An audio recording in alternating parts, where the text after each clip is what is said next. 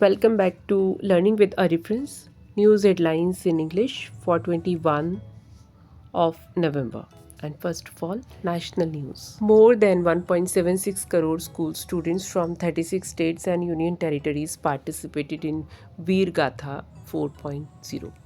Government to hold all party meeting ahead of winter session of parliament. President Draupadi Murmu to be on 2-day visit to Telangana. Chief of the Army Staff General Upendra Dwivedi embarked on 4-day visit to Nepal. 26 Nepali diplomats to attend training program in India from 20 to 30 November.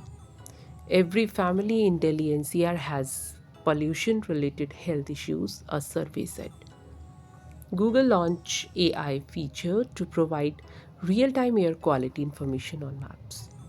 Defense Minister Rajnath Singh held bilateral meeting with his Chinese counterpart Dong Jun in Laos. Now international news.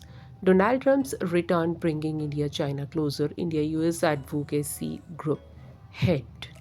After US missile, Ukraine fired UK's Storm Shadow into Russia, a report said. UK's costly railway project faces growing doubts over its purpose. Netanyahu offered a $5 million reward for each hostage return. Now, sports news. India versus Australia first test venue, Optus Stadium pitch Perth.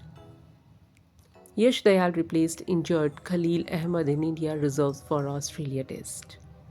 Young striker Deepika turned out to be the star once again with a fine reverse hit goal.